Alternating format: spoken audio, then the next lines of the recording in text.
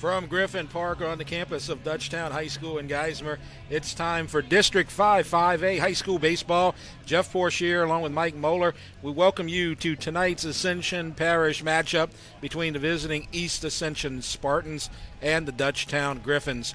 When we return, Mike will have EA's starting lineup followed by the first pitch on this week's EATEL Game of the Week.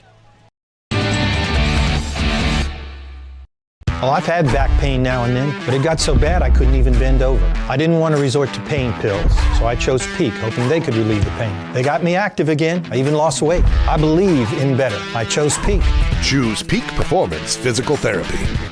PQ Builder Supply, your one-stop lumberyard, provides an extensive selection of quality building supplies for your new construction and remodeling.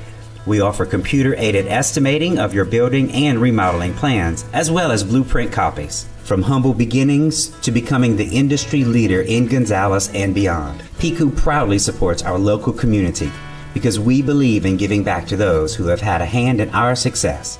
Let the experts at PQ Builder Supply help you with your new project today.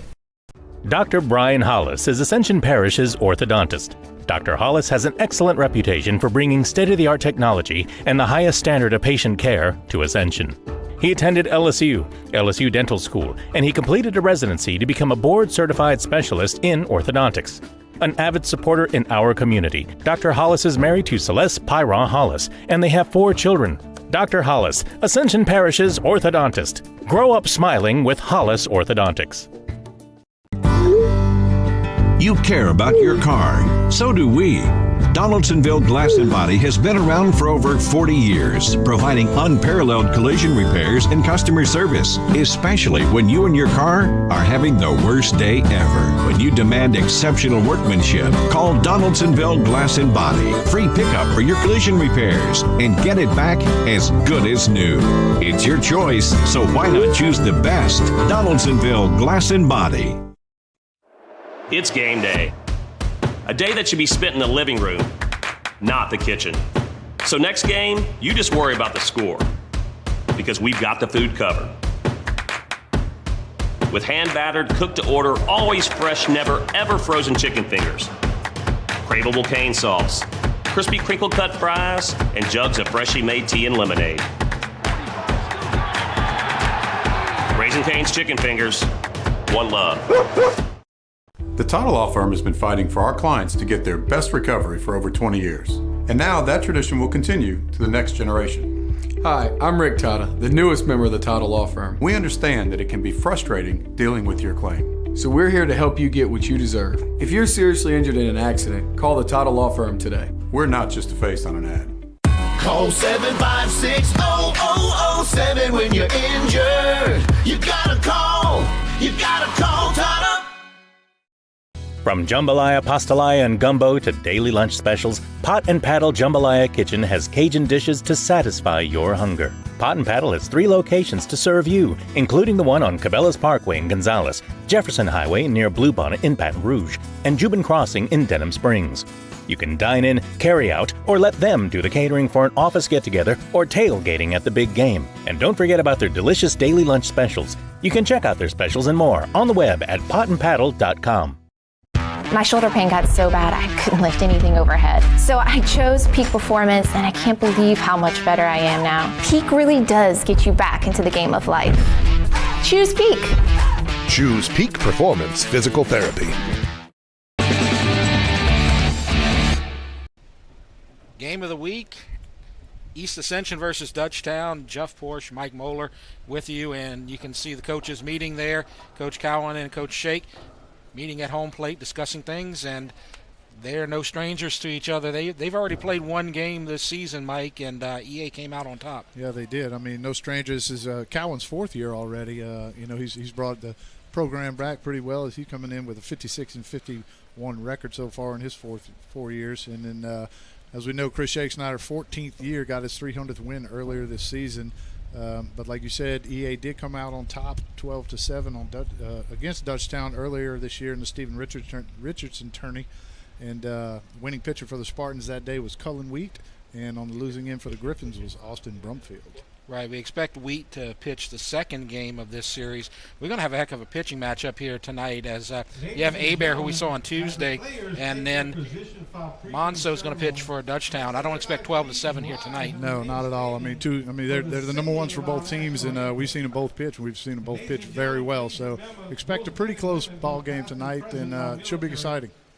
So we're going to go to the national anthem before we get to the starting lineup. So here we go. Elizabeth Delaney, who will be singing our national anthem.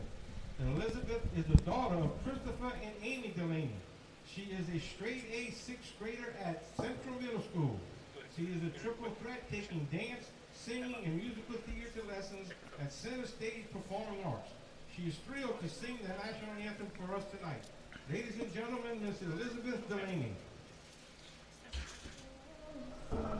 Can you see by the dawn's early light what so proudly we hailed at the twilight's last gleaming, whose broad stripes and bright stars through the perilous fight for the ramparts we watched were so gallantly streamed, and the rocket's red glare, the bombs bursting in air, gave proof through the night that our flag was still there. Oh, say does that star-spangled banner yet wave o'er the land of the free and the home of the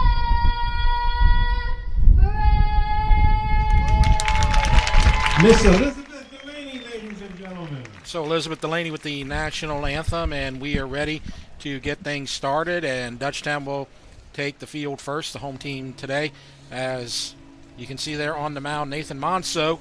So he'll get his warm-up pitches, and while he does that, Mike will give you the East Ascension starting lineup. Leading off for the Spartans today in center field, number 3, Cale Babin. Batting second, the pitcher, number 11, Tanner Abear. In the 3-hole, the right fielder, number 17, Dominic Ruggiero. Batting cleanup, doing the catching, number 28, Jacob Falgu. Batting fifth, the first baseman, number 18, Brock Abear. At third base, batting sixth, number 25, Cullen Wheat. The left fielder, number 7, Eli Lambert, will bat seventh. Batting eighth, the designated hitter, number 23, Dax Powell. And batting ninth, the shortstop, number 4, Landon Gotro. And so, as we said, you see Monso on the mound for Dutchtown. Dutchtown 17-7 on the season. In first place in district, tied with San Juan with a 2-0 record. And East Ascension 14-8 on the season. They're 1-1. They split with Catholic last week, as you saw the first game on our game of the week, a 4-0 shutout for East Ascension. And so let's take a look at the Dutchtown defensive lineup. Yeah, so defensively for the Griffins in the outfield from left to right, we're going to have A.K. Burrell, Ruben Williams, and Ethan Mayu. On the infield at third base, Tanner Vadney. The shortstop, Hayden Kibbe. Second base, Peyton Cooper. At first base, Will DeLon. Doing the catching will be Caleb Ickes. And on the bump for the Griffins today, Nathan Monso. So Monso having a really good season, and he's ready to go. Cale Babin, the lead-off hitter for East Ascension. And first pitch, strike called on the outside corner. So we are underway. East Ascension versus Dutchtown, 5-5A district baseball. Yeah, good pitch. I mean, that's what we're going to see from Monso. He's going to fill in the strike. So actually, both pitchers, we're probably going to see that. I mean, Monso comes into this game with a 4-1 record. I mean, his ERA is a minuscule 1.13. He's only got 3 walks, and he's got 23 strikeouts. And the second pitch was a strike, so as you said, he likes the loaded strike zone. He's paying that outside corner right now to this leadoff hitter, Babin. So now we have the 0-2 pitch setting up outside. Hit his mark, but it's outside.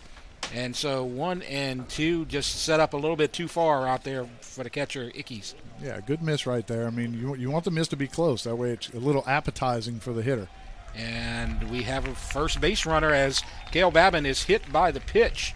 So kind of unusual. You see Monso with 2 quick strikes, hit the target just a little bit outside. Not expecting him to lose a batter right here on a hit pitch, but that's exactly what happened. Yeah, it looked like first breaking ball he threw him tonight. Might have flew open a little bit with that front side, left it hanging on the inside, and obviously that's not the way you want to start with the wheels of Cale Babin at first base. No, you expect him to go, and they've already thrown to first base before you even see a first pitch to the pitcher, his opposing pitcher, Tanner Hebert. Good lead for Babin. He's not going, pitch high and inside. And so 1 ball, no strikes to Tanner Hebert, the pitcher for East Ascension. Yeah, I look for Babin to give him 1 or 2 more pitches and then try to take that bag at second. And we have timeout called, and Babin goes back to first. Monso steps away, and now we're ready to go. 1-0 pitch. We'll keep an eye on Babin. He's got a good lead. Not going. Outside, 2-0. So is Monso a little concerned here, maybe with that runner at first base, knowing that he's got a lot of speed out there? It is, and I mean, typically it takes a pitcher, 1 or 2 hitters to at least get settled in there, and all of a sudden you got this road runner at first base, and not only you're not super comfortable quite yet in the zone, you have to worry about him at first base also. And a strike called, so he gets back into the strike zone, and so now to count 2-1, Babin still taking a lead, but not going yet. Monso in the stretch. He's going, and it's popped up in the infield. Shortstop Kibbe's going to get that one. And he makes the catch. So a little hidden run there, but unsuccessful with the pop-up. Yeah, had a little action. We figured we'd see Babin going on one of the next 2 pitches. Hebert just got jammed a little bit on that one, maybe a little bit tardy. Pop up on the infield for the first out. Now Ruggiero, he had a home run last time these 2 teams played. He's the right fielder. He's got a lot of power, number 3 hitter. So we'll see what he can do hitting from the left side against Monso. Yeah, he's still swinging a hot stick. Coming in with a .327 average. He's got 3 home runs on the year. So he's added a couple since the time they first met. First pitch, just a bit outside. 1-0, Babin still not going. Good lead at first. Not going again.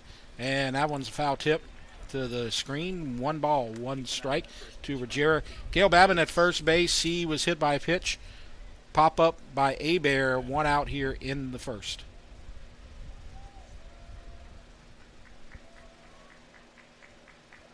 One and one. And we have a timeout called.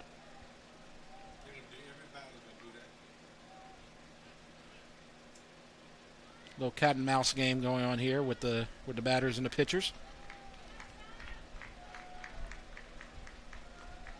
1-1 goes back to first. Babin back to first very easily. See, I like that pick right there by Monso. It's kind of, hey, I'm not trying to get you out, but look, I know you're over there. I'm not going to risk being super quick and maybe throwing that ball away, but I just want you to know that, I'm paying attention to you over here. Right, he has to be careful. We saw in the Catholic EA game, he's going, and he got a great lead, and he's not going to get, as the ball goes into center field.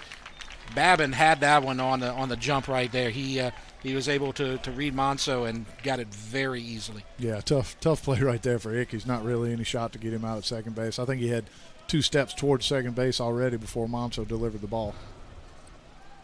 So just great base running by Cale Babin gets him to second base. Now 1 out, first base is open. They're still going to pitch Ruggiero here. And there's a ball in the dirt, and Babin's going to get the third. So fly ball could score a run as the count now moves to 3-1. And it looked like Monso was in a groove to that first batter, but wound up hitting Babin. He's on third, and now he's having trouble finding the strike zone. Yeah, it looked like he tried a little off speed. I couldn't tell from our view up here if it was a breaking ball or maybe a changeup, but just a little bit shy of the plate, and that's a tough ball to block. So 3-1, and there's a drive foul down the right field line. It's a 3-1 hack you're supposed to take right there. Look Yeah. dead red. Take a hack at it. Don't get fooled. If you're going to swing, put a swing on it. Right, that's your best hitter at the plate right there. Your number 3 hitter. Ruggiero took his shot. Came close, but a little bit foul. So now the 3-2 pitch. Infield all in the dirt. And there's the pitch. And there's a fair ball down the right field line. And that's going to score a run. Ruggiero's going to go for 2, and he'll get there. And he'll get a stand-up double down the right field line. And East Ascension strikes first with a 1-0 lead. Yeah, Ruggiero got a ball up in the zone right there, something he could handle. Pretty similar to the pitch prior to that. He pulled foul, but that one he got the hands in just a little bit more and kept that ball fair. Easy RBI to pick up Kel Babin from third base. Now they got another runner in scoring position for the catcher, the cleanup hitter, Jacob Falgu. So Ruggiero with the RBI double. Timeout called.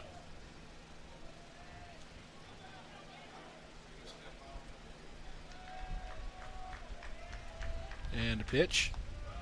There's a nice breaking ball strike. 1 strike, no balls. 1 out here in the top of the first. East Ascension on top, 1-0. And you don't get much of a break going from Ruggiero to Falgu. Falgu coming in hitting .355. And there's a nice pitch on the inside corner, 0-2. So now Monso finding the strike zone again.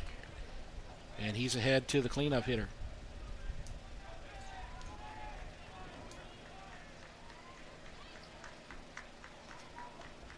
Runner at second, timeout called. See this a lot. 3 or 4 batters called timeout once they got in there. Yeah, it looks like they're not going to let Monso get in a groove. We had a little scouting report. Once he gets in a groove and settles down, he's tough. And a ball in the dirt, and Ruggiero is able to get to third on the wild pitch. And so another runner 90 feet away, East Ascension, trying to get an early lead here. They already have the 1-0 lead, trying to extend it to 2-0. Yeah, Dutchtown did him a favor there. It's a ball you want to try to keep in front of you if you're Ickies. Don't let that thing carry them off too far to the side. And there's a fly ball to left, and Burrell's got it, and Ruggiero is tagging up, and the throw is going to be short and cut off, and so a sac fly to left field. And East Ascension has a 2-0 lead on Monso. So Falgu did what he needed to do, get a fly ball into the outfield, and Ruggiero did the rest. Yep, guy on third base, less than 2 outs, got to get him in. Exactly what Falgu did his job right there. Picked up that RBI. It's going to give him 33 on the season. So now bases are empty, 2 outs. And a swing and a miss by Brock Abear, number 18. He's the first baseman for East Ascension tonight. Brock coming in, hitting the ball pretty well himself. It's 3 in a row. We got over 3, hitting over 300. And there's a fly to center, and Williams gets it easily. So fly ball to center will end the inning. So 2 runs on 1 hit. No errors, nobody left on base. So we go to the bottom of the first. 2-0 East Ascension. And so now Dutchtown will get their hacks in on Tanner Abear as we look at the starting lineup for the Griffins. Leading off for Dutchtown tonight, the right fielder, number 9, Ethan Mayu. Batting second, the center fielder, number 40, Ruben Williams. In the 3-hole, the third baseman, number 10, Tanner Vadney. Batting cleanup, the left fielder, number 32, A.K. Burrell. Peyton Cooper, number 21, will play second base, and he's batting fifth. In the 6th hole, the first baseman, number 24, is Will DeLon. Batting 7th, the catcher, number 8, Caleb Ickes. Batting 8th, the pitcher, number 16, Nathan Monso. And batting 9th, the shortstop, number 7, Hayden Kibbe. And so Abear will get the start for East Ascension. We saw him with a complete game 2-hit shutout last time we had our game of the week, last Tuesday against Catholic High. So Dutchtown's going to be facing a good one. And now we'll take a look at the defensive lineup for East Ascension. For the Spartans defensively, starting in the outfield left to right, Eli Lambert, Cale Babin, and Dominic Ruggiero. On the infield, the third baseman, Cullen Wheat. Shortstop, Landon Gotro. Second baseman, Kane Sanchez. At first base, Brock Abear. And the battery for the Spartans today doing the catching was Jacob Falgu. And on the mound, Doing the pitching, Tanner Hebert. And so Hebert spotted 2 runs here in the top of the first. That was all he needed last week against Catholic. As we said, he pitched the really nice 2-hit shutout. Had a no-hitter going into the 7th, and it was broken up with 1 out. Did get a second hit right after that, but he was able to clean up and finish the game up with the 4-0 shutout victory. Yeah, one of the best games I could say I've seen a high school pitcher pitch. I mean, was in complete control of the strike zone, and I talked to a couple of people after the game. And the thing that impressed me the most was the way he just dominated the inside part of the plate. A lot of times you see the high school pitchers try to go in there and miss, maybe hit a batter, or miss middle over the plate, but he really had control of that inside part of the plate. And here's Ethan Mayo, and he gets a shot to right field, foul and out of play. Third baseman in the grass. That's Wheat, looking perhaps for Mayo to drag one. He's got good speed, as you would expect from the leadoff hitter. Yeah, leading the team in stolen bases with 22. And there's a chopper, but the third baseman backs up, and a high throw, and Mayo is going to reach first on an error, throwing error by Cullen Wheat. So tried to slap one over Wheat. He was able to back up and get to it, but the throw was way off. Yeah, I mean, just knowing the pressure of Mayu going down the line puts a little. Knowing the speed, of Mayu going down the line puts a little bit of pressure on Wheat there. Just maybe didn't set his feet quite firm enough before he made that throw and got underneath it. And so he takes a big lead, bigger lead than we saw Babin have earlier.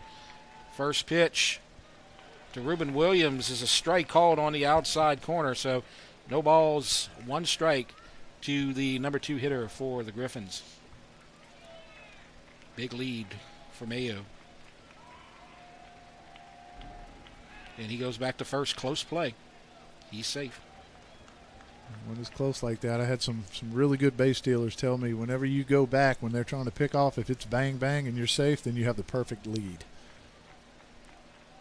And he's going, and a swing and a foul ball to the fence. So, little hit and run action here for the Griffins, like you saw from East Ascension in the top of the first. Foul ball. Mayo's going to have to go back to first, and it's 0-2.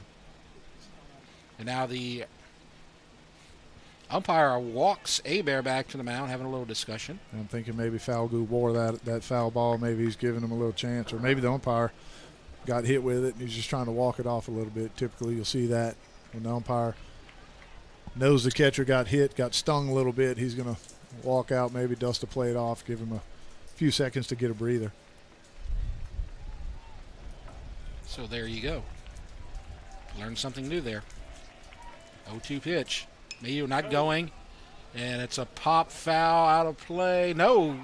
Nice. Nearly got it. He nearly got to that ball. Diving stab by Hebert, and he got his glove on it, but did not get it. I thought it was going to be out of play. Man, that's some great hustle right there. When I tell you, that is on the very fingertips of the glove, just not able to secure it as he hit the ground there. Great hustle. So the count remains 0-2. So Williams gets new life. We'll see if he can take advantage of it. Big lead again from Mayo. Not going, pitch high. Yeah, I'm like you, Jeff. I thought that was far enough it didn't even need an effort, but Hebert made a play at that ball. So Mayo's lead not as big this time. 1-2. He's going, though, and there's a pitch high and inside, and he's safe at second. So Williams takes the ball, extends the count to 2-2, and Mayo with the stolen base. The throw just wide of second base and had to come back with the tag, and a little bit too late. Yep. Mayo picks up his 23rd stolen base on the year. Typical of what you're going to see out of a number 1 hole hitter whenever he reaches the first base. 2-2, and there's another shot, and I'm not going to say it's out of play yet, and he makes a catch. So Hebert pops to first base. So he's got a lot of room out there, no matter where that ball is going. We saw that. So now with 1 out after the pop out to Hebert, Tanner Vadney comes to the plate with a runner on second. Yeah, Vadney's coming up. He's got the Runner in scoring position there at second base, leads the team with 19 RBIs. Looking to pick up his 20th right here would be crucial for the Griffins. Breaking ball just misses low. So 0-1. Second baseman Sanchez playing close to the bag. Maybe trying to sneak a little throw in on Mayo at second. Sanchez coming to second. Now steps away, now comes back.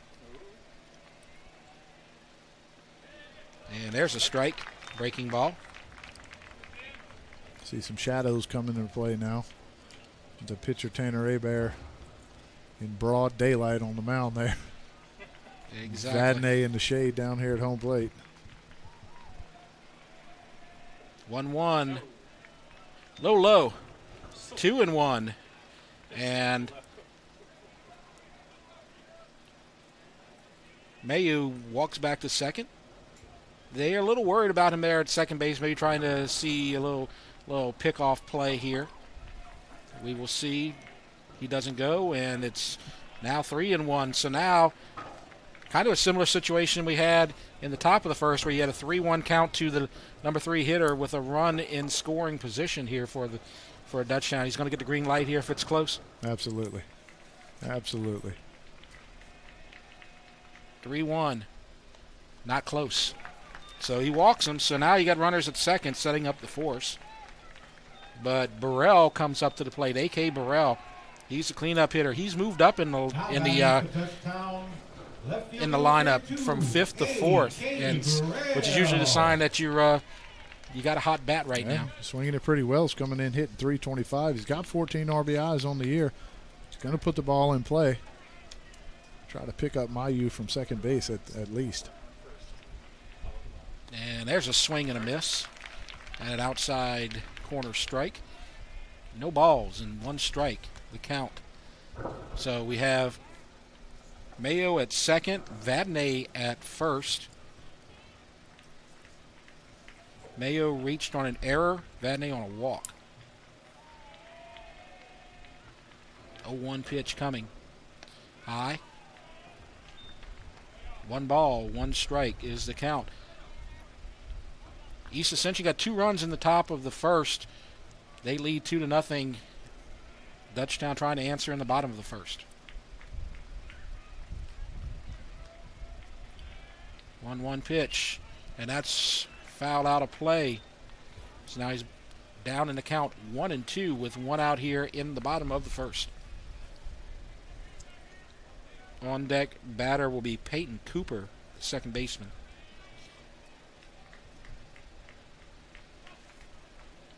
One, 2. Swing and a miss, strike 3. Swung at 1 in the dirt, chased 1, and he strikes out. First strikeout of the game for Hebert. Yeah, good pitch right there by Hebert. It's a ball that you start in the zone. You got to think it's a strike for a long time, and then it's got the good bite to bite there in the dirt at the end and break out of the strike zone. And so now Cooper comes up, Peyton Cooper, the second baseman, number 21. He'll try to pick up an RBI here with Mayu at second and Vadnais at first. 2 outs, bottom of the first. 2-0 East Ascension.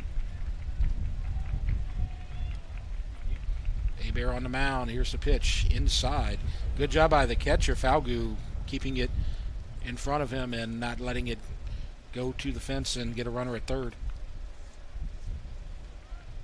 Yeah, quick feet right there by Falgu. Keep that ball in front, come up, ready to throw the ball.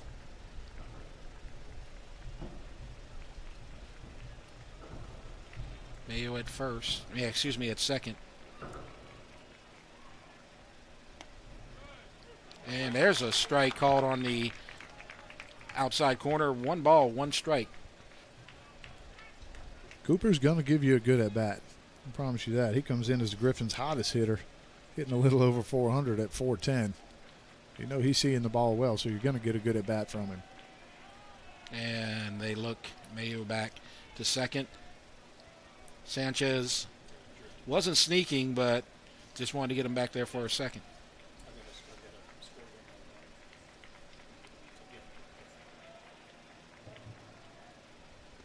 And there's a ball on the low outside corner. So that will move the count to 2-1. Catcher asking for a new ball there. That's a really good take by Cooper.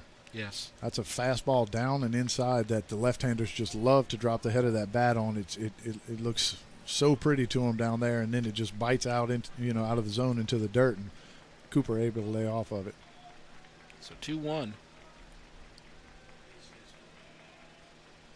And there's a shot to second, and it's through for a base hit, and Mayo will score as they're going to try to throw to third, and he is safe, goes to the fence. He'll stay there as he almost goes into the Dutchtown dugout. And so a base hit for Cooper, RBI. Mayo scores. Vadnais to third, and then Cooper to second on the throw. Again, 2-1. I mean, you're going to get a pitch to hit, or you would think you're going to get a pitch to hit, and Cooper swinging the bat like he is. You know he's going to put the head of the bat on the ball there and got it right past the second baseman, Kane Sanchez, to pick up the Griffins' first run of the day. Thought Sanchez was going to get it. He was played perfectly as he was kind of cheating in on Mayo at second, and that would have, if he would have gotten it, it would have been an easy flip to the shortstop for the third out, but did not get it as a strike is called to Will DeLone. Yeah, and good base running by Vadnais to go all the way to third on that ball that's right there in front of you at in center field. So if DeLone can get a base hit, Dutchtown can possibly grab a lead here in the bottom of the first. And there's a pitch in the dirt again, and Falgout keeping it in front of him, and the count evens 1-1 with 2 outs. Textbook block right there. See Falgout drop the knees, get the chest kind of at an angle. You don't want to be upright because then it can ricochet anywhere. You want to angle down so that ball bounces off your chest straight in front of you in the ground like you just saw. 1-1, and there's a strike call. That's a beauty. Froze him there at 1-2, and now he's in the hole with runners at second and third. Vadnais at third, Cooper at second.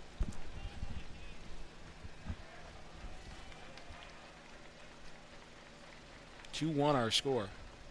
And he reaches for one, and the center fielder is there.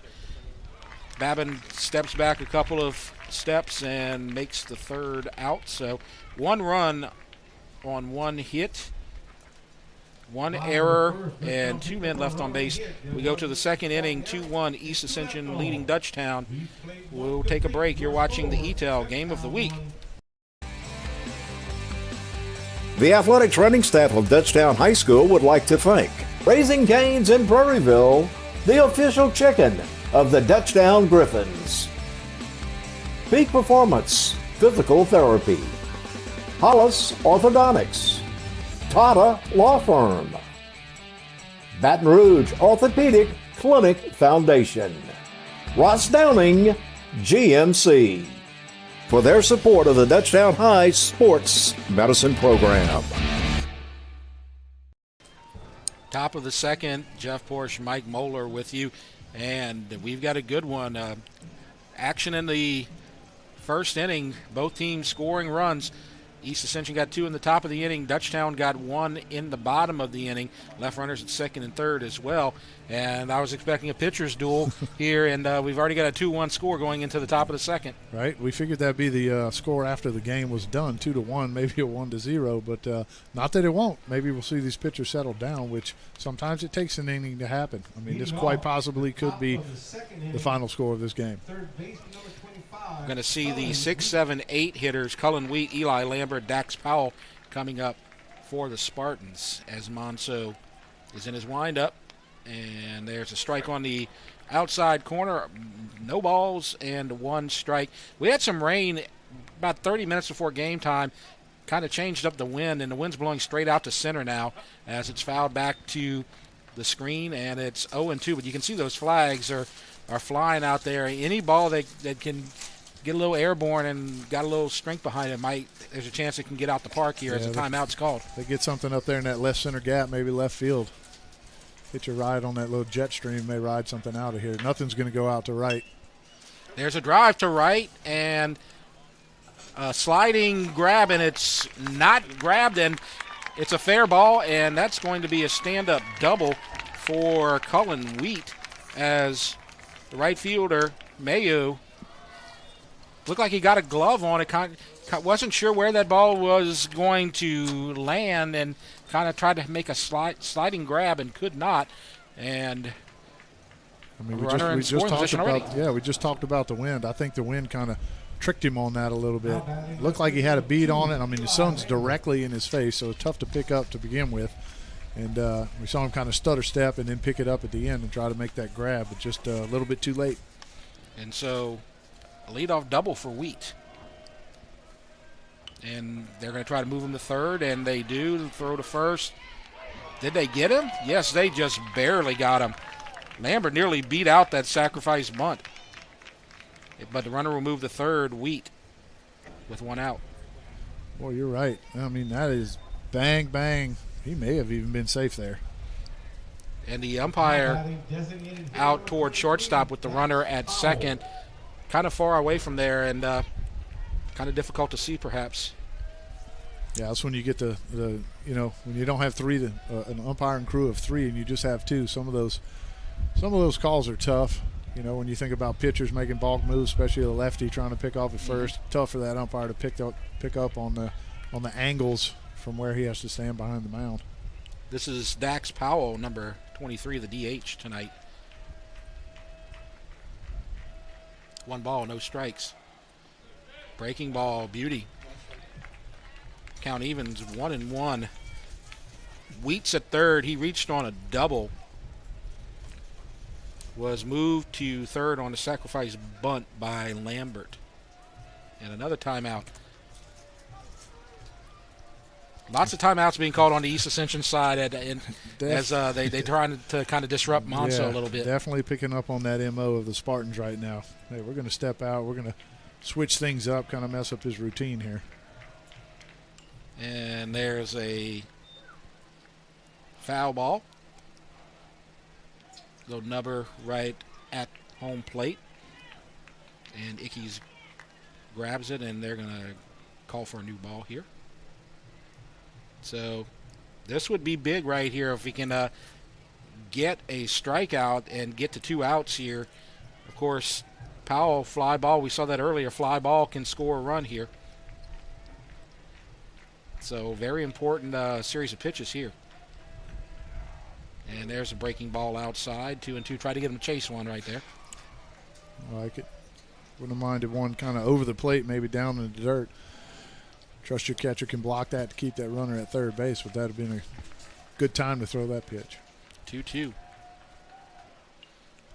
As the infield kind of sneaking in on the pitch. Fouled away. So the count remains 2-2.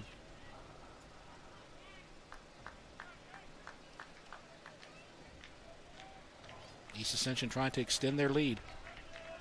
2-2. Fly ball, center field. There will be a play at the plate.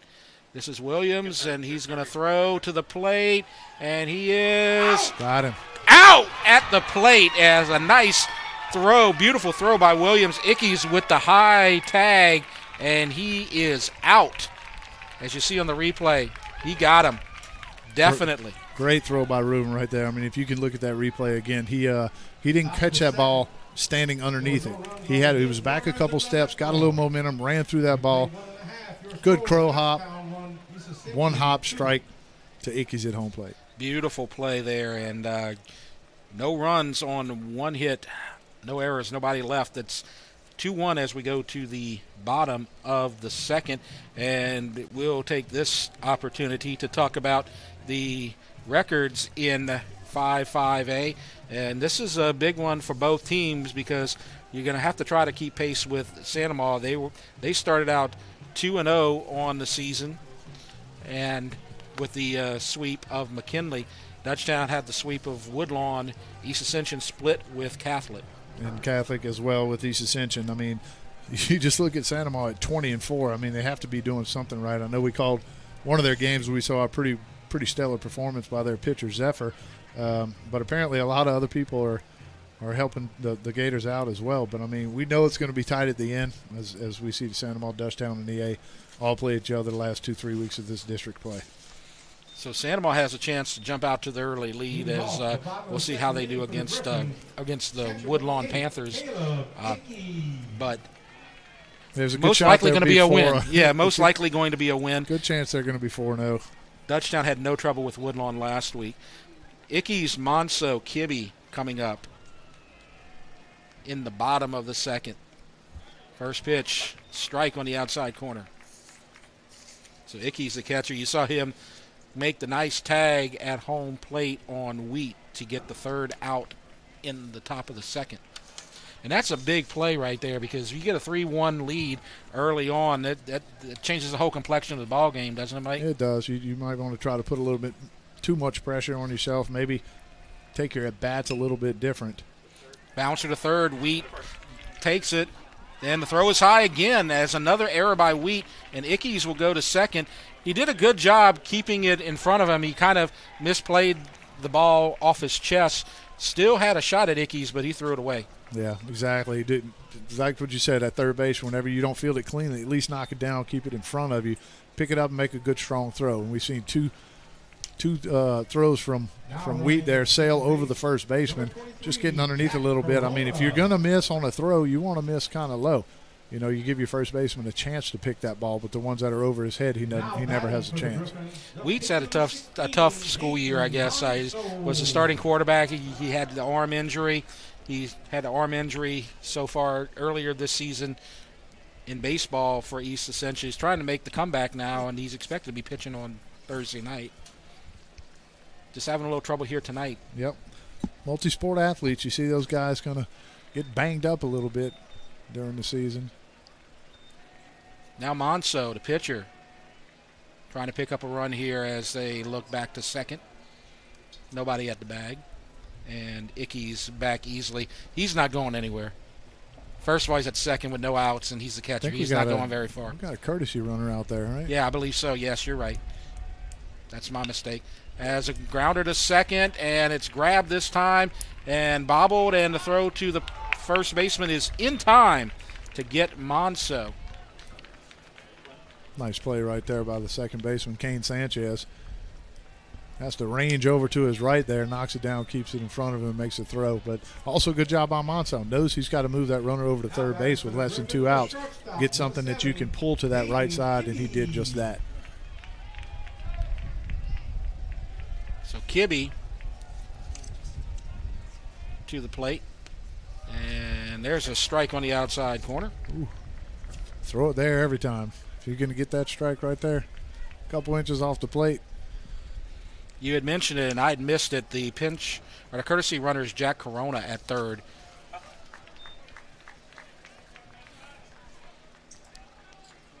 So that will move the count to 0-2. So Ickes had reached second on the error, replaced by the courtesy runner Corona. So he's 90 feet away from the Griffins tying this game. 0-2, 1 out. Oh, swing and a miss. Three pitches, 3 strikes, and Kibbe is gone. That's pretty much unhittable right there. But, I mean, he's got to swing at that to protect. He called it for a strike on the first pitch of the at-bat. I mean, that's just a tough at-bat for Kibbe right there. And Mayo comes up with 2 outs. He reached on an error to start the game. And there's a pitch high and inside, near the ear hole. I'd like to see maybe a little push bunt here to the right side over there by Mayu. Good chance he could beat it out and pick up that runner from third. Sanchez playing way back, and he pops it up to center, and Babin calling for it, makes the catch. So he flies out to center. And so the leadoff error does not hurt East Ascension, as no runs, no hits, no errors, 1 man left. And so we go to the top of the third in just a minute. 2-1 East Ascension with the lead. You're watching the EATEL game of the week. The athletic training staff of East Ascension High School would like to thank Piku Builder Supply, Donaldsonville Glass and Body, SKR Construction Corporation, Baton Rouge Orthopedic Clinic Foundation, Eustace Mortgage, Ross Downing, GMC, for their support of the EA Sports Medicine Program. So things settling down here in the second inning. Both teams scored runs in the first, and you see right there East Ascension with the 2-1 lead. Nobody scored in the second. Now we move to the third, and now we're kind of easing into that the pitcher's duel that we were expecting here between Monso and Abear, as we're going to see the 9, 1, and 2 hitters for East Ascension. That's going to be Gotro, Babin, and Tanner Abear, the pitcher. Yeah, it looked like both pitchers settled in a little bit in that second inning with the aid of some defensive plays, actually, by both teams' defenses there. But that's kind of what we expected. You know, we'll see some traffic on the bases, but we'll see them get stranded out there as well. Looked like East Ascension was going to grab another run there on a sac fly to center field, but a beautiful throw by Williams and tag by Ickes got Wheat out at the plate that ended the inning in the top of the second. And here we go again. No cat and mouse game between the pitcher and the batter. First pitch, low. So Gotro is originally penciled in as number 5 in the lineup, but they dropped him to number 9. So he's not the usual number 9 hitter, as he's somebody usually in the middle of their lineup, maybe in a little bit of a slump here. And the count is 1 ball, 1 strike.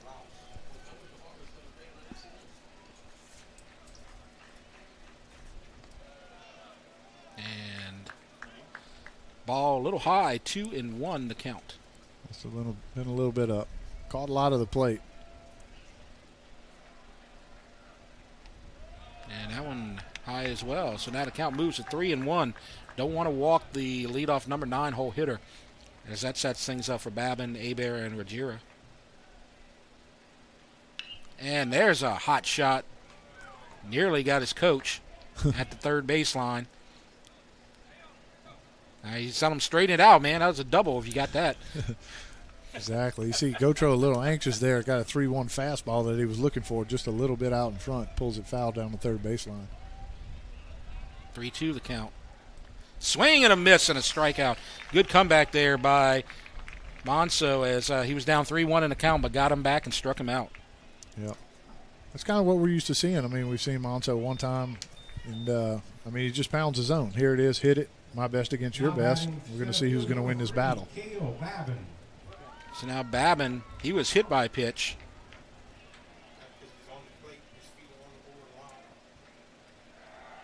And first pitch outside for a ball. He scored the first run of the game. He got hit by a pitch, got to first, stole second, moved to third, and then scored on the double by Ruggiero.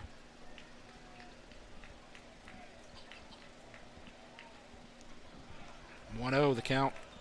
Now 2-0. That ball must have been down. So Monso falling behind hitters here in the top of the third. Hasn't hurt him so far. Little outside, and so now he's behind 3-0 to Cale Babin, and you know what he can do on the base paths if he can get to first. Squares the bunt, taking all the way, strike called. 3-1. So now Babin will get an opportunity to swing at a good pitch. Ahead 3-1 in the count. He takes it though, and a strike is called. He looked like he was headed to first base, but he called it on that high outside corner, and now the count is full. So Monso trying to fight back again. He was behind a Gotro and came all the way back as well. That pitch a little borderline up in the zone, but bouncer to second. He's going to have to hurry, throw to first. Got him. I don't know. That was close. That was a very close bang-bang play. Cooper to DeLone for the second out. Again. That was another bang-bang play. It's hard to tell. Man. I tell you what, there's some really close calls that could have gone either way so far here tonight. I mean, it started in MLB, now it's in college. Are we going to get some kind of review or replay in high school? Are we going to need that? It's hard to tell, man. That was so close. Now Hebert takes the ball. So Monso falling behind again. But he's falling behind the first two hitters and no harm done. Fly ball to deep left and play for Burrell. He makes it. And so hard hit ball, but a hard hit third out as Hebert flies to Burrell. So had a little trouble there with the strike zone, but got out of it with a 1-2-3 inning.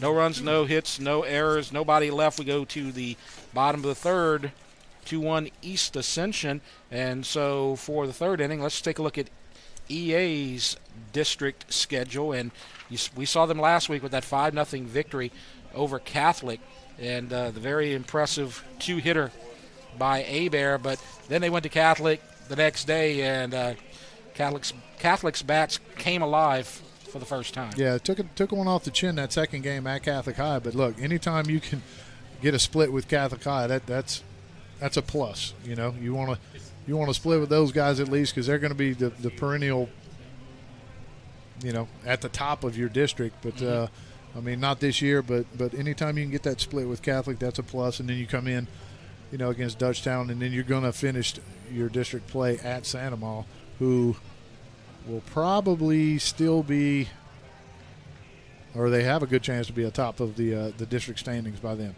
Right. And this kind of points out how critical this game is, because you got the ace on the mound today looking for a split or a sweep here.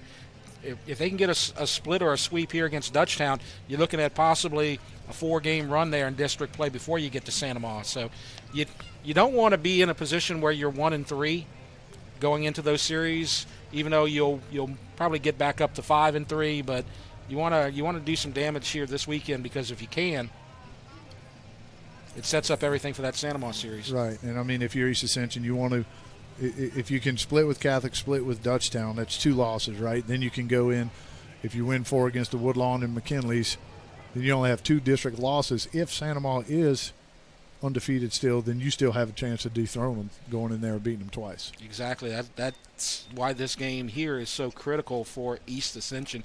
Next inning, we'll talk about Dutchtown, what it means to them as well. And, of course, it means a lot. They're trying to keep pace with Santa Ma as well.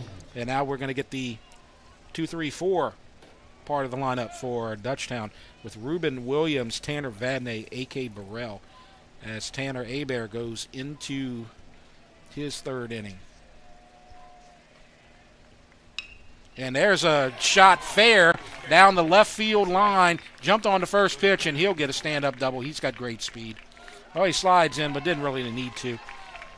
And this is the MO here for Dutchtown, leadoff hitter every inning so far, as they're hitting the ball to the third baseman a lot. That one just got past. We did not have a shot at that one. Yeah, Williams ambushed that first pitch, got something on the inner half he liked, just turned it around. A little too quick there, got by Wheat. Easy double for Williams. And so Vadney comes up in the 3-hole with a speedy runner at second. Would probably score on a base hit to the outfield. Dutchtown trying to tie the game. See Sanchez going back to second, trying to get and keep an eye on Williams. Williams had a good lead, and then Hebert looked him back. Sanchez trying to be a little sneaky back there. As a pitch outside. Williams will not be going anywhere here. He's just taking a big lead for a potential base hit here and trying to score a run. I don't know. I've seen him steal third base. I mean, I know they're down 1, and typically you wouldn't want to see that make the first out at third base, but you never know. And I don't know, Sanchez. He is going. How about that? Oh, they caught everybody by surprise. I wasn't expecting it either. Ted was laughing the whole time. Ted Babin, the PA guy, he's like, you hadn't watched a lot of Dutchtown games, have you? Probably, right? He got the bag. He caught everybody napping right there. Yeah, if you get a jump, I mean, with the speed he has, good jump. I mean, they say good base stealers do say it's easier to steal third base than it is second base, and we saw Ruben do that right there. Right. Wheat wasn't even near the bag. They were not expecting that to happen. I wasn't either. As the ball goes in the dirt, now it's 3-0.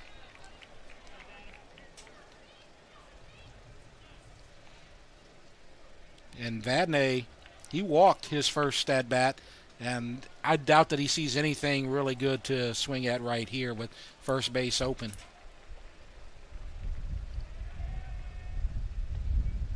Missed his target. They were setting up outside. He came inside, got the strike called.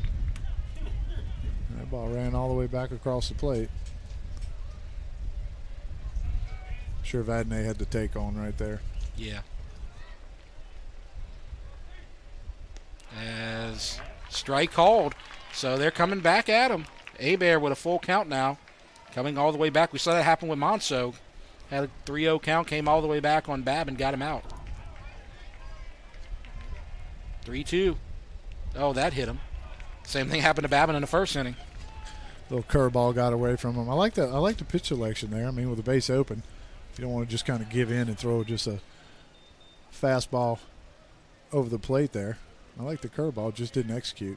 Now batting for the Griffins. And so Burrell comes up. He struck out in the first inning, the cleanup hitter.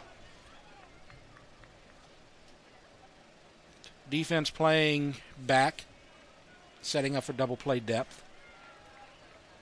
With a runner at first, Vadnais. Runner at third, Williams, would be the tying run. And there's a drive to the gap, and he is going to get it, and that's a sac fly. So that will tie the game, as a nice catch by Eli Lambert had no shot at Williams at the plate. So now we're tied 2-2. I'll tell you what, AK put a charge in that ball. That ball was roped into the gap. Eli Lambert got on his horse. He made that play look a lot easier than it was. I thought it was going to be extra bases. I thought Dutchtown was about to take the lead. Absolutely. Right there. That looked like double right off the bat, but Eli closed that distance like in a heartbeat to make that grab. Good job all around. Burrell gets the RBI. Lambert with the nice catch. And there's a shot, base hit for Peyton Cooper. Before I could even say his name, he's on base with a base hit. So now that'll move Vadnais to second, Cooper at first, with DeLone coming up and one out here in the bottom of the third. Well, they're picking on Wheat over there at third. We see the right-hander's pulling it to his right, and the left-hander's just squeaking it by his left. Got some action over there so far today. So base runners on. DeLone at the plate, the number 6 hitter. One out. Vadnais at first, Vadnais at second, Cooper at first.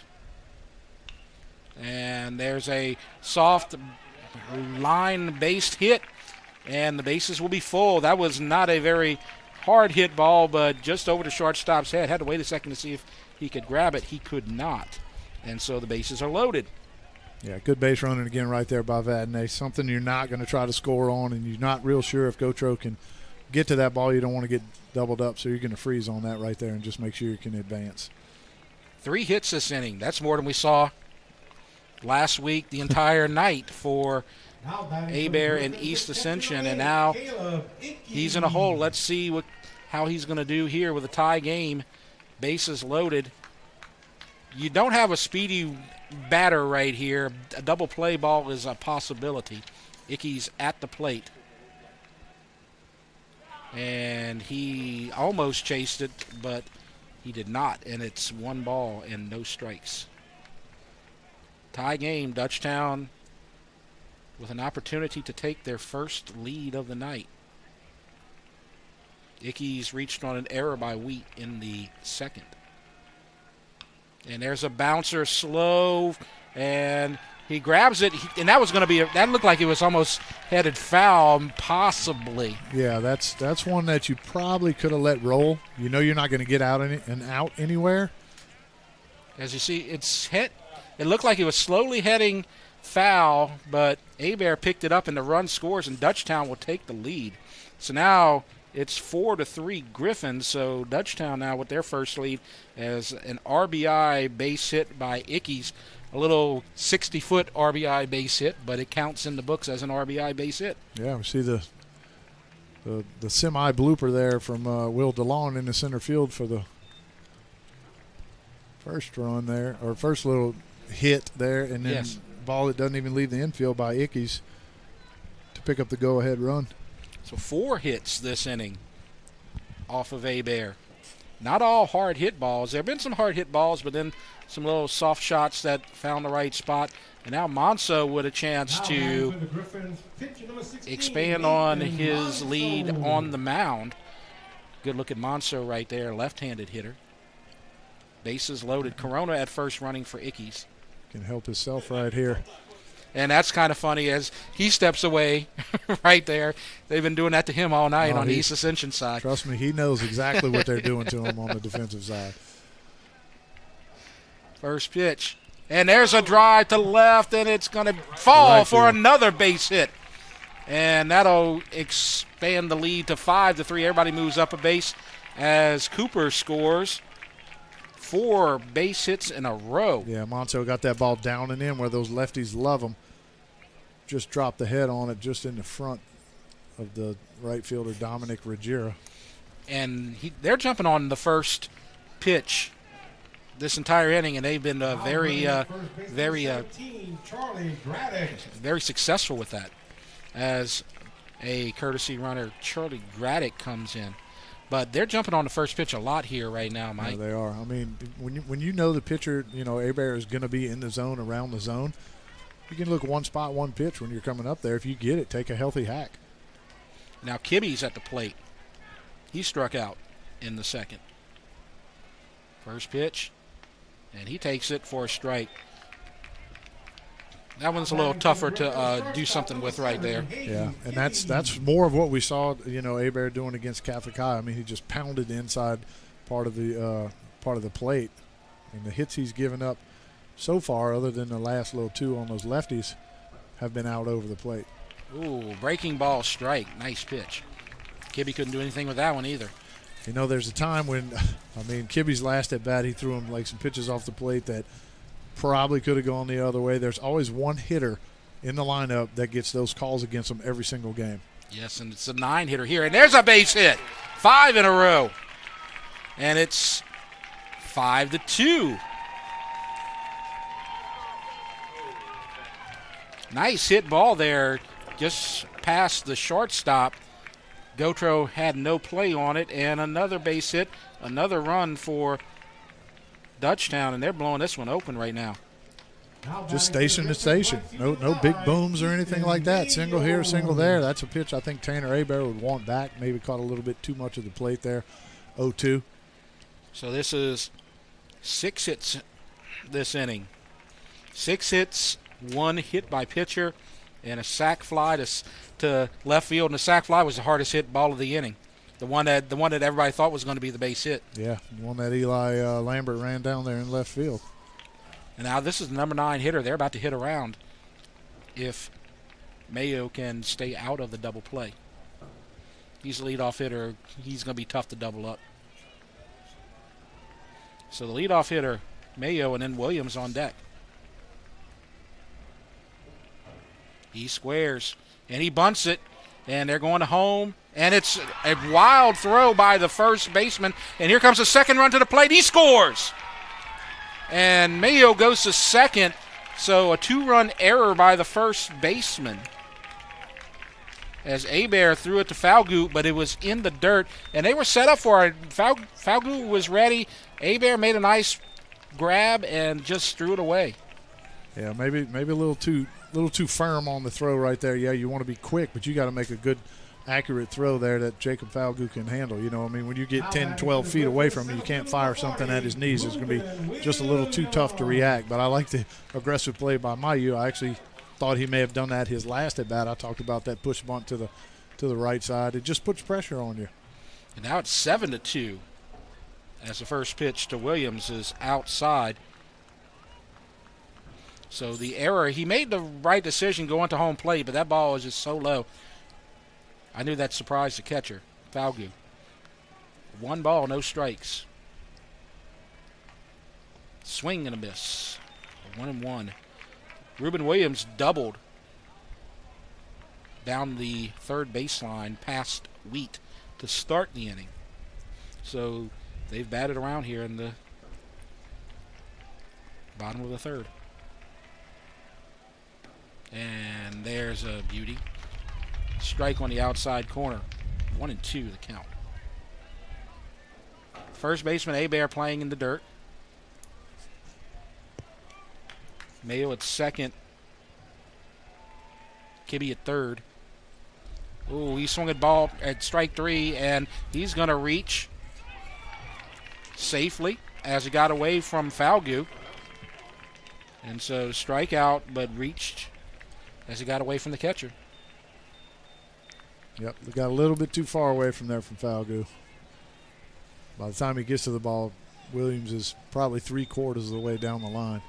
Now batting for the Griffins. And now Vadnais comes up. He was hit by a pitch last time. Bases loaded, 1 out. 6 runs this inning for the Griffins. As first pitch, strike. Nice pitch on the outside corner. Just things kind of unraveling here. A lot of bad luck here for East Ascension in the bottom of the 3rd inning.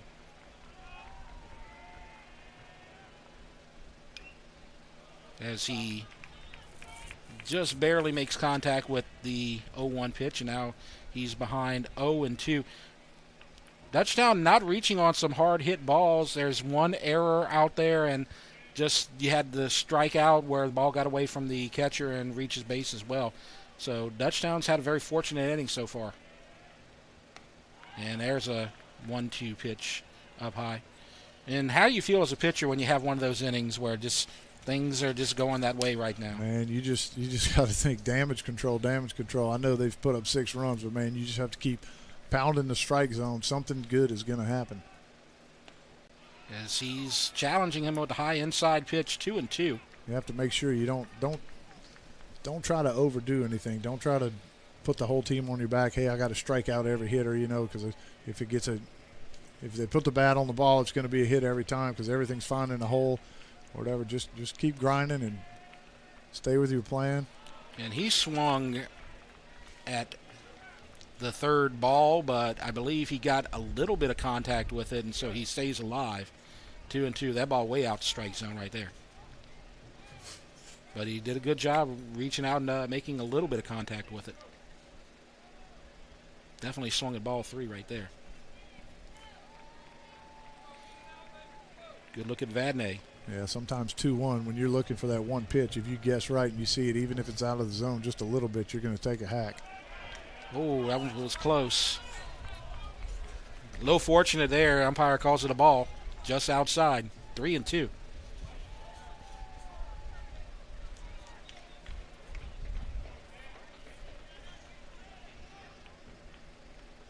Bases loaded. And he fouls it out of play. So he stays alive. Ruben Williams is at first. Ethan Mayu at second. Hayden Kibbe at third. They've already scored 6 runs and batted around in the lineup. Only one batter has not reached base. He's on deck, A.K. Burrell. Our score is 7-2. Full count, 1 out.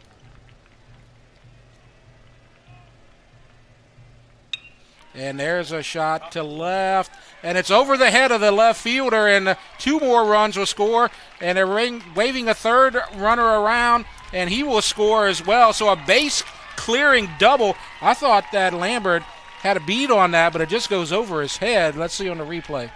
Yeah, those are the toughest ones to read, man, when those line drives not too high off the ground or hit right at you. You can't break left or right. It's tough to backpedal. Those kind of catch you handcuffed. In this game, the complexion is completely changed now, 10-2. 9-run bottom of the 3rd, and looks like that's going to be it for Hebert tonight, as we're going to see a new pitcher coming to the mound. And so we'll take care of that, but we'll take a break right now as we have the pitching change. 10-2 is our score. You're watching the EATEL Game of the Week.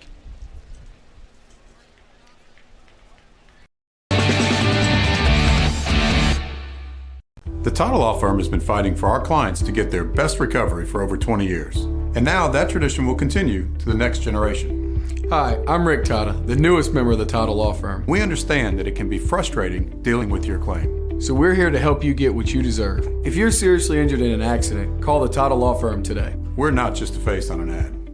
Call 756-0007 when you're injured. You gotta call Title.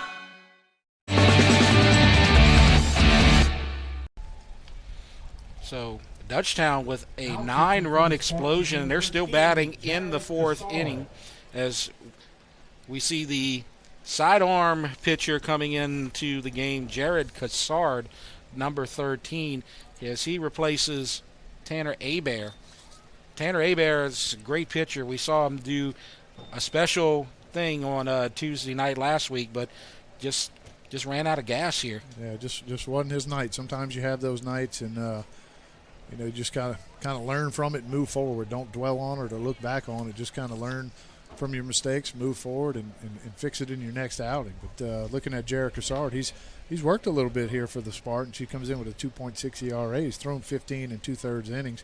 But what stands out to me is he's given up 23 runs, but only 6 earned runs. So not sure how the defense have been playing quite. If they've been playing quite well behind him, but may even be a misprint. I'm not sure, but I don't know. That kind of stands out to me. But again, he's going to be throwing from down under, looking to get some ground balls with that movement. And so we'll see how Cassard can do against A.K. Burrell. 1 out. Vadnais at second. As Dan Quisenberry on the mound with the strike. Some people will get that reference. Yeah, people over 50. That's me. That's me. Ditto. All right. 0-1 pitch. Ball on the outside corner. A little slow getting to the plate there. A little change of speed from what we saw from Hebert. How does that affect you when you just saw another pitcher in the same inning here? Probably.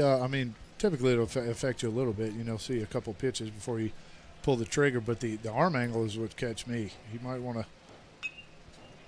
And there's a bouncer to Sanchez. He'll throw to first, and Hebert grabs it for the second out. So A.K. Burrell has made both outs this inning. That first ball that he hit in the 4th inning, though, was probably the best hit ball we've seen all night, but Lambert was able to make a play. So that's just bad luck for Burrell as Cooper now comes to the plate with 2 outs and a runner at second. Yeah, Cassard's arm angle, you're going to see a lot of run to the right-handed hitter or batter's box side, as we see on that pitch right there. It's going to be tough. Yes. Tough for the lefties to stay on that ball and hit the other way, because he's going to want you to reach out and try to roll that thing over. One thing I neglected to say on that ground ball out to second, Vadnais moved up to third with the ball hit to the right side of the infield. So Burrell does move the runner up to third with 1 ball and 1 strike to Cooper. As he hits the ball well to deep center field, and it's over the head and another run scores.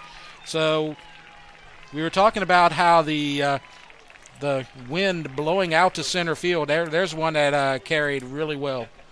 Yeah, and again, those left-handed hitters, they love the ball down in the zone. And if you're Cassard there, you want to try to keep that ball on the outer half. You don't want to get it middle to middle in, because that's a pitch that Cooper can actually drive, and that's exactly what just happened. And now it's 11-2. Now batting for the Griffins, first baseman 24, Will DeLone. And so now a 10-run inning for the Griffins. This came out of nowhere. The Griffins' bat's just exploding. And a bouncer to short. And do they have a play? Yes, they do, as Gautreaux goes to Hebert for the 3rd out, and DeLone is the 3rd out of the inning. So 6-3, but 10 runs on a bunch of hits. And there were an error. There was at least 1 error and 1 man left on base. So we'll take a break and try to figure out what just happened. 10-run inning. We'll take a break. You're watching the EATEL Game of the Week.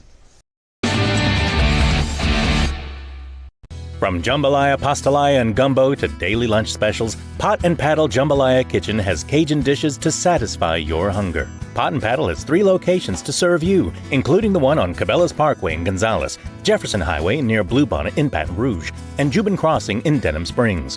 You can dine in, carry out, or let them do the catering for an office get-together or tailgating at the big game. And don't forget about their delicious daily lunch specials. You can check out their specials and more on the web at potandpaddle.com. Something we haven't seen in the game of the week here this season, a 10-run inning. Dutchtown, the bats just exploded as they score 10 runs on 1, 2, 3, 4, 5, 6, 7, 8 hits. 10 runs on 8 hits. And so they get 11 runs on 11 hits as we go to the top of the 4th. And now Monso has been spotted a 9-run lead, and he's got to be happy with that right now. Yeah, absolutely. And we saw him settle in, a little bit better the last inning, and he fell behind. I mean, he was effective. He got his 3 outs that he needed without giving up any runs. The thing that kind of stands out to me is when you fall behind, when you're 2-1, 3-0, 2-0, or whatever, then your pitch count is starting to elevate, and then you're going to be, not able to finish that game at the end. So looking to have some couple efficient innings here from Monso.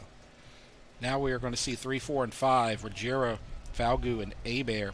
Ruggiero doubled, and he scored a run in the first as he starts with a ball outside. He had a RBI double in the first inning scoring Babin, and then he wound up scoring himself on a sacrifice fly from Falgu. So he steps away. 1-0. Foul ball. Back to the fence. 1-1. So now you just got to get runs any way you can right now for East Ascension. Yeah. They trail by 9. Can't get them all back at once. Right. Chip away. I mean, if you think about it, we didn't see a double from the Griffins in the last inning till the last 2 or 3 hitters where they changed places. Everything was single. Just make something happen. Yep. It can happen. Not a lot of well-hit balls, and you had the error in there thrown in as well. You had a hit by pitch. So there's lots of different ways to get on base. Strike 3 called on the outside corner. Yeah. We did see the Vadnais double and then the Cooper double. Those balls were well hit, but prior to that, most of everything were singles through the infield. Now batting catcher number 28. You had a couple of you had the infield hit from Ickes on that ground ball down the third base line, and you had a couple of other. You had the bunt that was not handled by the first baseman on the throw to the plate. So there are lots of things that went wrong. It wasn't, and Abear, he pitched well. He didn't. He just had a lot of bad luck. Didn't give up a lot of well-hit balls, but sometimes you get those innings in baseball. Exactly. Not sure where that pitch was. Must have been low, but I was just about to say Monso's back in his routine. Hadn't seen anyone step out. Oh, there we go. Never mind. He was starting to work a lot quicker, kind of getting his groove there. I'm sure Monso's not worried with that right now with a 9-run lead and nobody on base. So as now there's going to be a runner on base. Fair ball down the left field line. That's going to be a well-hit stand-up double for Jacob Falgu. As I was about to say, he hasn't given up a lot of base runners. He had the 1-2-3 inning. Looks like the ball went underneath the fence there. Should be a ground rule double, but yes. Falgu did exactly what he's supposed to do. Don't stop running until they make you go back to second base. Yeah, I was kind of curious, and they are going to make him go back to second. So that Monso, he gave up 2 runs to the first 3 hitters, and then after that he gave up a double to Wheat, but everybody else since then has been retired, as we're going to see a courtesy runner. Base number 15, Jordan Goodlow. So Goodlow will come in, Jordan Goodlow, number 15, to run for Falgu. But 1, 2, 5, Last 9 batters, only one has reached base before that moment. So now you have Abear coming to the plate and a ball called. Yeah, Falgout jumped all over that curveball, maybe hung it up a little bit in the zone. Didn't even give it a chance to break, just turned it down my third baseline for a double. And that run really doesn't hurt you right now, as you can just keep on pitching to the guy at the plate and not worry about that. He scores, you still have an 8-run lead, and another timeout called. Goodlow, you know he has speed. You saw that. He's a receiver for the football team. There's a swing and a miss as he had a little change of speed there. Yeah, a little off-speed, little change-up right there. Got to like that 2-0. Not what you're expecting if you're a hitter. You're looking 2-1 fastball, something you can turn on. Definitely not. 2-1.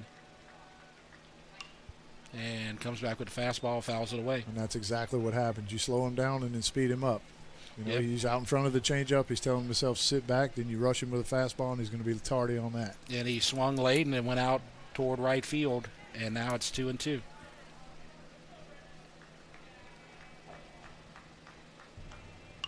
And there's a slow bouncer. That might be trouble.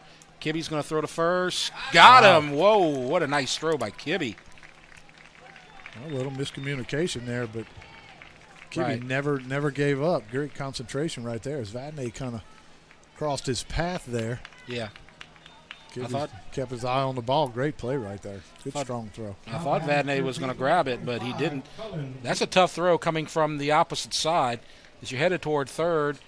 As you saw a collision almost right there as he just hit the ground so that he didn't get hit by the thrown ball. Well, that's what Vadnais is supposed to do. Just bail out, get out of the way if you know you're not going to catch the ball, and that's exactly what he did. Goodlow advanced to third, so 90 feet away from scoring a run. As we now see Cullen Wheat.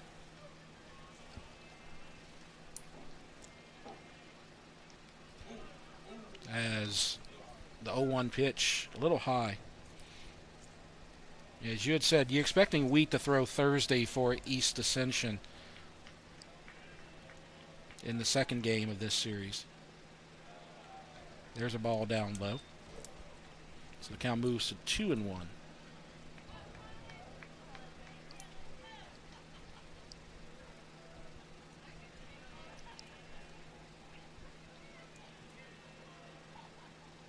Monso ready from the stretch, 2-1. That one's outside. 3-1, just a little bit outside on that outside corner.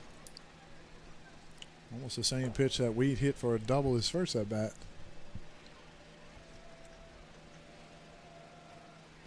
And that's a strike straight down the middle.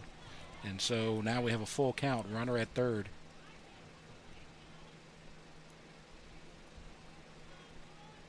Dutchtown with the 9-run lead. If you stepped away, you missed a 10-run inning. Something you don't see a lot when Ascension Parish teams go head-to-head. As it's fouled away, so the count will remain 3-2. Starting to get a little dark here. The clouds don't look too threatening. We had a short, 3-minute shower, pretty strong right before the game began, about 30 minutes before the game. But since then, it's been nice out here. Yeah, enough to cover the mound and the plate. That's about it. And so that will keep the count full. Wheat fighting, waiting for his pitch. Good at bat so far if he can reach base.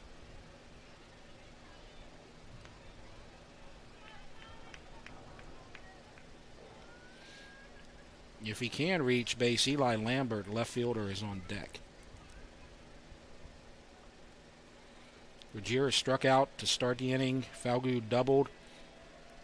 Abear grounded to short. Swing and a miss.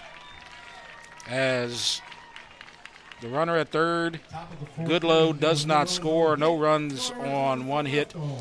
No errors, one player left on base. It's 11-2 as we head to the bottom of the fourth. And now let's talk about Dutchtown. Dutchtown's in good shape right now to move to 3-0 in district play, and you saw the first week they got Woodlawn, and then you have East Ascension, and they're going to get McKinley over the weekend. If they can keep this here, then they're going to be in good shape. At worst, a split if they can hold on here tonight. Yeah, I mean, they're already 2 in a row. They played, they opened up with Woodlawn. If they can hang on tonight, I mean, they're up by 9 runs right now. They can come away with a victory, go into Thursday 3-0. If they do lose Thursday, then they can pick up a couple wins on the next 2 games and go in to play Santa Maria with only 1 district loss. Right. This win is critical. And if they can pull this out and hold on to that 9-run lead, a sweep against EA, that's gonna be one heck of a battle for the district lead that we're going to have as our game of the week next Thursday night. We'll find out where it's going to be played later. Yeah. Scheduled for Santa Maria next Thursday, but there's a track meet at Santa Maria, so there's a possibility that it could be moved. We will see. Yeah, and that's what we anticipate towards the last 4 or 5 last games of the of district play. Usually gets to be pretty heated, and anybody can come out on top. So Ickes, Monso, and Kibbe are coming up. That's 7, 8, and 9, and they're going to face the sidewinder, Jared Cassard. And he gives up a clean base hit. So Ickes, he's reached base all 3 times here tonight. Good job by the Dutchtown catcher. He reached on an error. He had the little infield hit, the little slow nubber to the third baseline, and that was his cleanest hit all night with the base hit, and he'll be replaced by Corona for the courtesy runner. Yeah, and if you're a right-handed for the Griffins with the arm angle of Cassard, that's kind of the approach you want to take. You don't want to try to do too much because he's going to sink that ball in down on your back foot, and he wants you to roll over. If you can stay inside and try to hit that ball back up the middle, you'll be a lot more successful.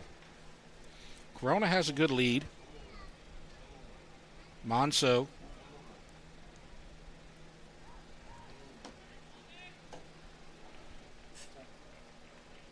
He's at the plate, and he pushes it left field, foul. Tell you what, Lambert's got some wheels out there. You're just kind of watching that ball to see if it's going to be fair or foul, and all of a sudden you see Eli come. I like the aggressiveness of this East Ascension team. No ball is too far away. They're going all out. You saw Abair dive at a couple of balls that shouldn't have been in his area, but they play all out here at East Ascension.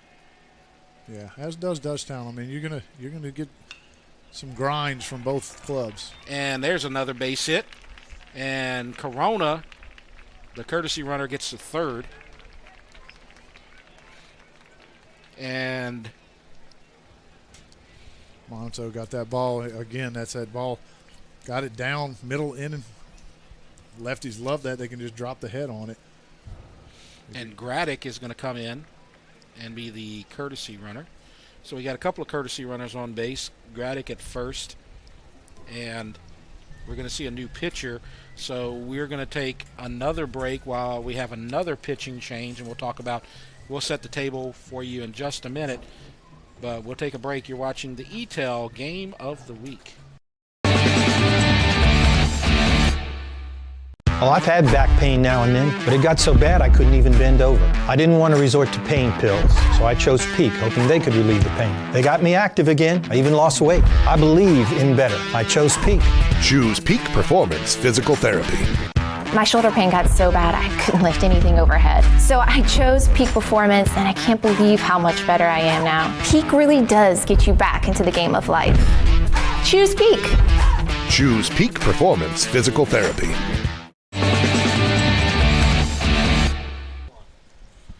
And so we have another pitching change for East Ascension as they're just trying to stop the bleeding right now. They trail 11-2. Number 27, Austin Zarang, coming in to pitch. So Zarang is going to replace Cassard. Cassard got the Spartans out of the 4th inning, but he's given up back-to-back base hits here in the 5th, and so now Zarang will come in to pitch. Yeah, so if you're EA now, you're just looking to let's get some outs somewhere. We got to get ourselves through this ball game and try to hold on to as much pitching as we can for the game on Thursday. As with a runner on third and no outs, all of a sudden you start thinking the possibility of 10-run rule coming up in the top of the fifth. If Dutchtown can score one more run, they need 3 more outs for the victory. That's not here yet, but they are in a good position to get one more run as you're getting deep into that pitching staff with Zarang now replacing Jared Cassard.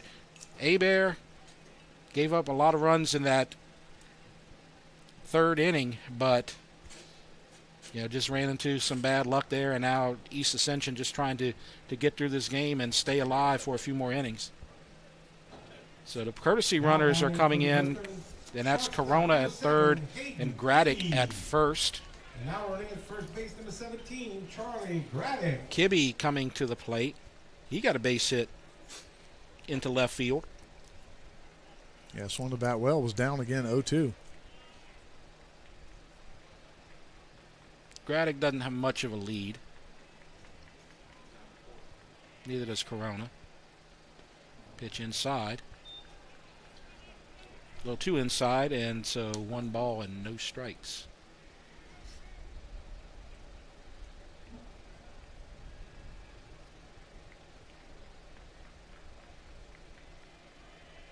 And now the runner's going. Graddick will take second standing. Don't even contest it. So now first base is open. Count 2-0 to Kibbe. Mayo on deck.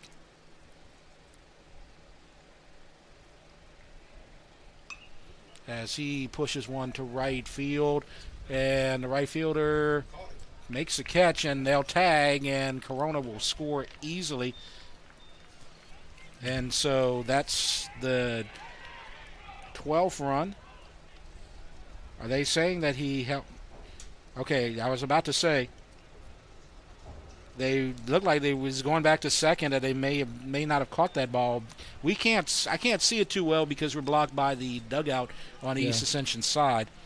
But apparently he did make the catch, and that's a sacrifice fly. Yeah, it disappears kind of underneath the roof there of the dugout, but we actually have to wait till we see it on the replay here on the monitor to be able to make that call. So Mayo at the plate, and there's a little squibber caught by the first baseman for the second out. Good job by Brock Hebert. And the one thing that was important about that run on the sacrifice fly was that was the 12th run, so now it's 12-2. So they'll be coming into the field in the top of the fifth inning with an opportunity to win by a 10-run rule in the top of the fifth. Williams coming to the plate now with 2 outs. There's still a runner at third. That's Graddick, courtesy runner from Monso. Monso has really settled down, too. He gave up those 2 runs in the first, but 3 scoreless innings since. Yeah. And I'm kind of looking at Zarang here. You have to applaud him. He's kind of got thrown in the fire there, first and third, no outs. Gets a sac fly on the first pitch he throws, second pitch he throws, and then gets a jam shot from Mayu for the second out. So he's pitched well since he's entered this game. Now he's got 2 outs, 1-1 to count.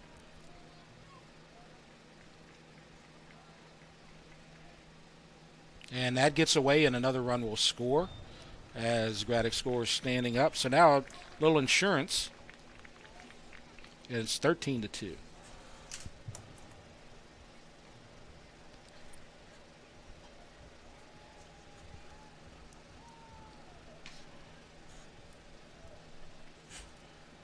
So now the bases are empty. Ruben Williams. And he fouls it away. Ruben Williams is 1 for 3. He's scored twice, has a stolen base. He doubled to left field in the third inning. Yeah, he's one of the Griffins that you want to see on base because he's going to wreak some havoc on the base path when he gets out there. We saw him buggy whip that double down the line and steal third base a couple pitches not shortly thereafter. So now the count is full. And you see Tanner Vadnais on deck.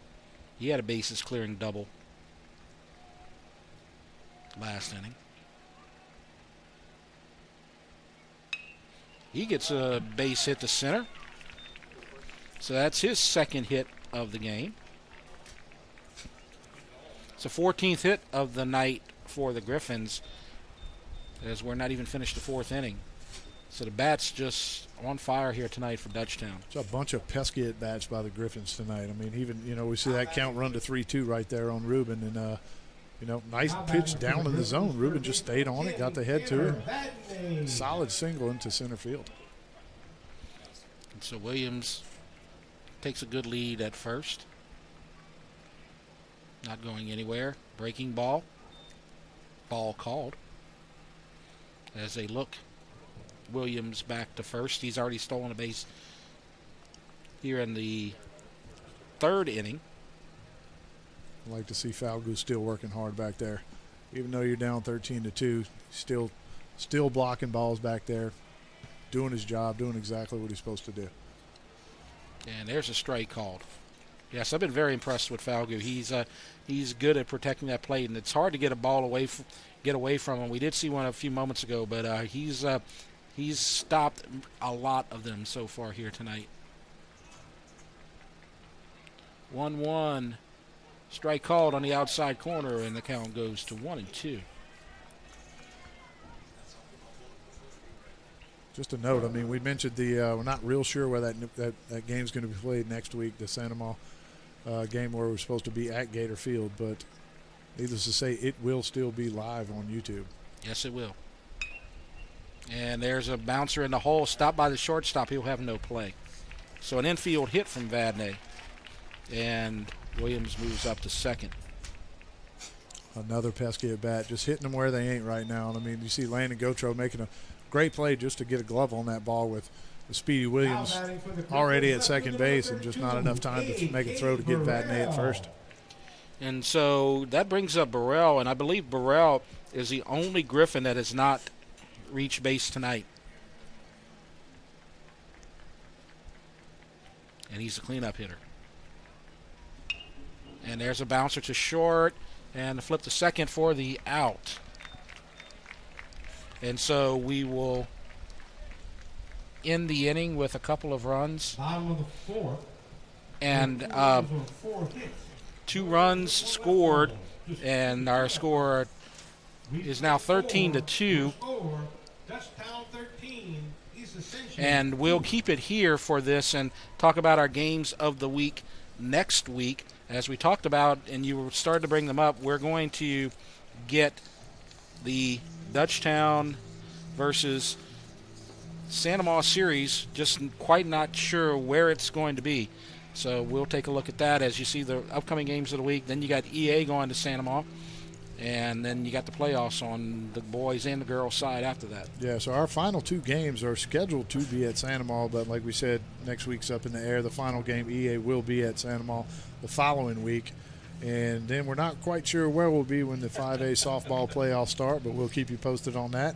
And following a couple of those games, we'll do the baseball playoff games. Right. You would expect Santa Ma to stay at home, barring any kind of big upsets that would send them on the road, as they're going to be possibly the top seed in 5A. So we expect to be there possibly for the postseason as we head to the top of the 5th, and the 10-run rule will go into effect unless East Ascension scores 2 or more runs, and they're going to have 7, 8, and 9 at the plate. This is Lambert, Powell, and Gautreaux. And first pitch strike called to Eli Lambert. He had a sacrifice bunt his first at bat.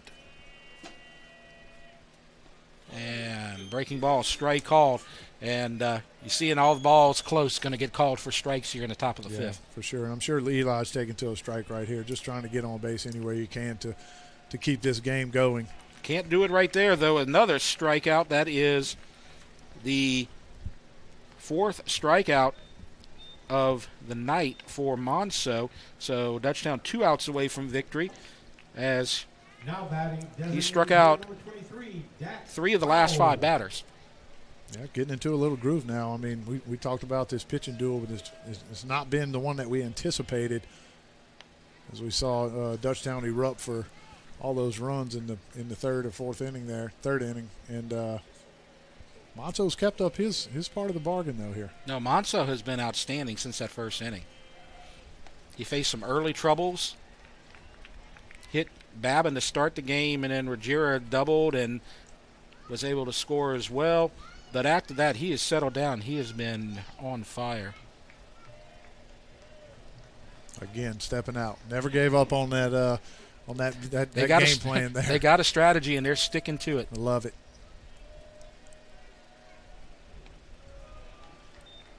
That one just outside, 2-1.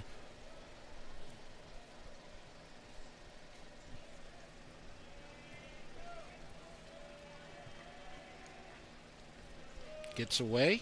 Ooh, pretty 3-1. Pretty close That's there. one in a situation like this. You thought that maybe he would have called that a strike, but he did not, and it extends the count to 3-1. I think if Ickes can grab that one right there, we might get a strike call. So 3-1 is the count. Ball 4. Just a little low. Gotta like the at-bat from Powell there. Yes, indeed. Hey, look, he knows he can't do everything by himself. He needs base runners. Go up there, grind out your at-bat, try to find a way to get on the first base, and that's exactly what he did. So now Gautreaux will come to the plate.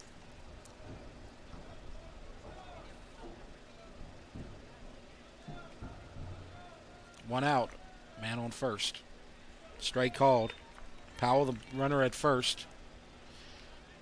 He is harmless right now as an 11-run lead. Even if he does manage to score, it's still a 10-run lead.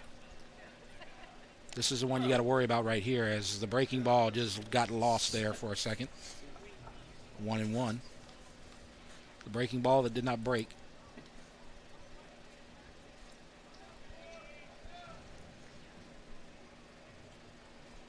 Well, that's a little late right there. You can't do that. I'm sorry. You can't call timeout on that late. You're going to get a pitcher hurt.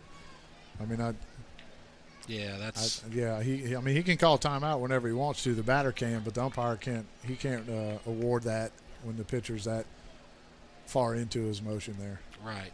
And if you're Monso, you don't stop that either. You go ahead and throw that ball. And you could possibly see right there as that kind of had a little effect on him on that last pitch. I saw a little anger in that pitch. Yeah, and I don't disagree with him. I mean, the umpire shouldn't have awarded that. That just gets people hurt. And then you'll learn. Monso will learn that. Don't hang on to that ball because you'll hurt yourself. You want to go ahead and throw it. I don't care if you throw it 10 feet over the catcher's head or whatever. You got to let that ball go. And Chris Shake Snyder, he saw that too. Coach Shake, after that pitch, he's like, no. We got to take care of this. Let's just get 2 more outs and finish this game. Yep. Go give him a chat, Troy. Actually, Troy Tomplay. Yeah, there's your coach. Hey, we're your good. Pitching Couple coach. Strikes here. Let's get back in the strike zone and make them get themselves out. And count only 1-1. And again, that runner at first does not matter.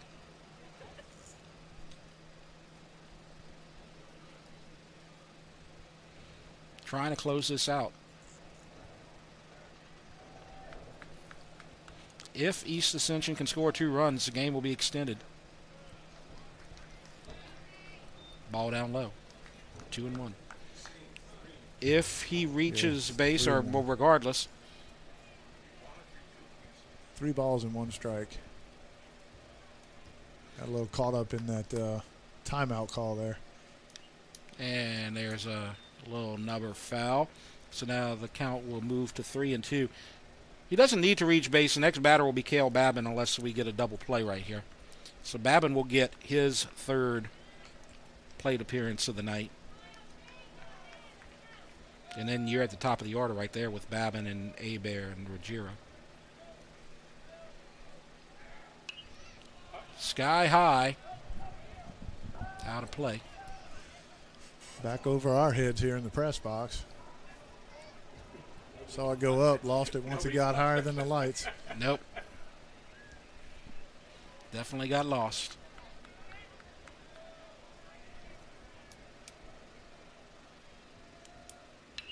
And there's a drive to deep left, and it is out of play, foul. Took that one for a ride. I tell you what, he put a charge into that ball, did Gotro. Boy, that was about to extend this game another inning or two. So now the count is full. Has a little talk with Cale Babin, the on-deck hitter. 13-2 is our score. 10-run rule in effect if East Ascension cannot score more than 2 runs. There's a bouncer to short. That could be 2. Flip to second, throw to first. Got him. Ball game. Nice 6-4-3. Great scoop there by Will DeLone. And that will do it for tonight. Our final score will be 13-2. And let's have a little talk about the power rankings before we go, because that's something that's going to come into play now with Dutchtown moving to 3-0 in district play, and they have to take on Sanoma next week. And you see the power rankings right there. Dutchtown probably going to move up a little bit, and Sanoma at number 8. These two teams are just really impressive, and that's going to be a war next week. Yeah, top 3 teams. We hadn't changed much since we saw last week. You know, Barb and Sam Houston are going to be atop that list there. West Monroe, I know they lost last night to, or maybe it was the night prior to Sterlington, little team up there in the Monroe area. And you know, we saw Dutchtown handle Walker here a couple Saturdays ago, 2-1. Dutchtown creeping up that power ranking list with another victory tonight against the Spartans. And so that's what we're going to have next week. This series resumes Thursday at East Ascension. And so Dutchtown will be looking for the sweep. East Ascension just trying to get back to 500. They're going to drop to 1-2 in district play. And Dutchtown moves to a 3-0. And the thing that caused that, I guess, was that impressive 10-run third inning that came out of nowhere. Yeah, wheels kind of just fell off there for the Spartans. It just snowballed and, you know, just turned into an avalanche, I guess, there. It's just tough to put those fires out once they start roaring like that. And, you know, Dutchtown never took the foot off the gas pedal there, just kept banging away. And before you knew it, they had scored 9-10 runs in 1 inning. And so our final score is 13-2. Got to give credit to Nathan Monso. He had that little problem with the first 3 batters, and after that didn't give up a run as he gave up 2 early, and then he just settled down. Absolutely, and that's what you see good pitchers do. You know, it's like we said, it was a well-anticipated pitchers duel. We knew we had one going against one, and, you know, little rough start for both of them, but we saw Monso was the one that settled down and came away with the victory. And so that's going to do it for our broadcast tonight. We would like to remind everyone that you can watch our games live streamed on EATEL's YouTube channel each week, as well as the replays on TV on EATEL Channel 4. Thanks for watching tonight, and as a reminder, join us next week when we'll be at either Gator Park in Sanoma or Griffin Field at Dutchtown, as the Gators will host Dutchtown in another District 5 5A baseball game. For Mike Moeller, I'm Jeff Porsche. You've been watching the EATEL Game of the Week.